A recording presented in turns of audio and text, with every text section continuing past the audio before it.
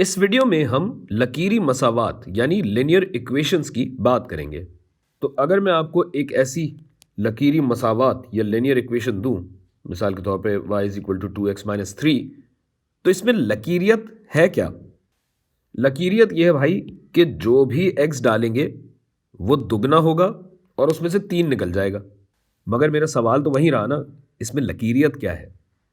तो आपने कई मिसालें देकर भाई टेबल भी बना के दिखा दिया कि देखें, अगर हम एक x और एक y लेते हैं तो अगर मैं x सिफर डालूं तो सिफर ज़रब 2 ये सिफर हो जाएगा और -3 मेरे पास बचेगा।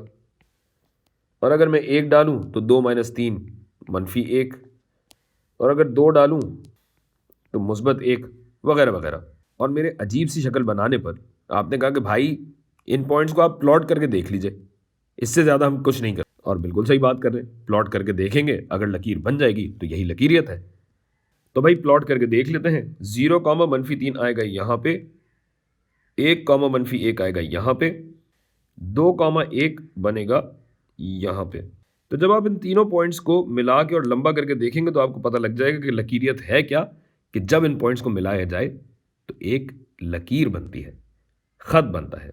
और इसका इक्वेशन से क्या ताल्लुक है, ये देखने के लिए मैं अगर आपको एक और फंक्शन दूं, मिसाल के तौर पे बहुत ही आसान सा function y is equal to x squared अगर मैं आपको दूं, और आप यही हरकत करें कि x और y जब आप निकालेंगे, x 0, 1, 2 वगैरह, तो y यहाँ रहता है 0, 1 पे आएगा 1, 2 पे आएगा 4 है, यानी लकीरियत तो यहीं ख़त्म हो गई। लिहाजा ये हुआ नॉन लीनियर या गैर लकीरी। अगर बात नहीं समझ में आ रही, 0, 0 ये रहा, 1, 1 ये रहा, 1, 1 ये रहा, फिर 2, 4, 1, 1 ये रहा, फिर 2, 4 यहाँ पे आ गया। और अगर 3 डालेंगे तो 3, 9 हो जाएगा। गोया अगर मैं सीधा खत खींचूं तो कैसे खींचूं, ये तो यूं घूमते हुए जा रहे हैं, सीधे हैं भी नहीं। यानी ये साबित हुआ कि ये लिनियर नहीं या लकीरी नहीं, नॉन लिनियर या गैर लकीरी फंक्शन है।